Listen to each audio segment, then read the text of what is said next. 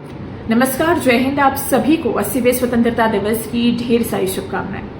देखिए, आज independence day है और इसी मौके पर मैंने नेटफ्लिक्स पे एक ऐसी वेब सीरीज देखी जिसने मुझे सोचने पर मजबूर कर दिया कि यार, हम युवा को हमारे रियल लाइफ हीरोज के बारे में कुछ पता ही नहीं है। वो हीरोज जिन्होंने अपने देश के लिए, हमारे देश के लिए अपने प्राणों की कुर्बानी दे दी।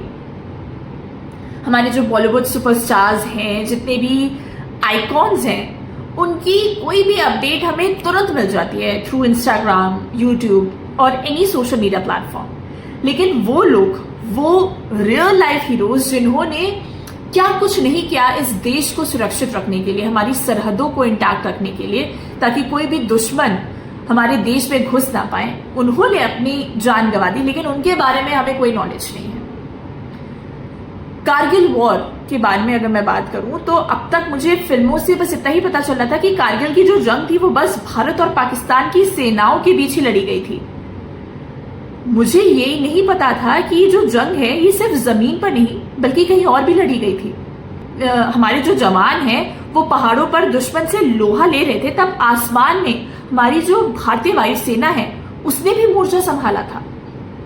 और ये चीज मुझे पता चली है नेटफ्लिक्स पे आई वेब सीरीज ऑपरेशन सफेद सागर से।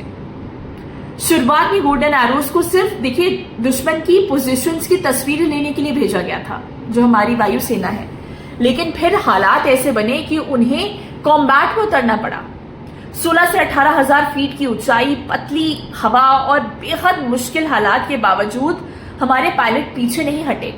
किस तरह से उन्होंने हमारी आर्मी ऑफिसर्स की हेल्प की है और इस जंग में उन्हें जीत दिलाई है, इस बात की कहानी आप इस वेब सीरीज में देख सकते हैं। लेकिन आप सोचिए कि कितनी शर्म की बात है कि हमारे युवा, मैं अपनी भी बात कर रही हूँ इसमें, कि हमें पता ही नहीं था कि हमारे सामने कितने रियल लाइफ हीरोज हैं जिनके बारे में हमें पढ़ना चाहिए, समझना चाहिए, जानना चाहिए। कि लाइफ हमें इस बात का एहसास दिलाती है कि बॉस, ये जो आजाद भारत में हम जी रहे हैं ना, ये बस ऐसे ही थाली में परोस कर नहीं मिल गई।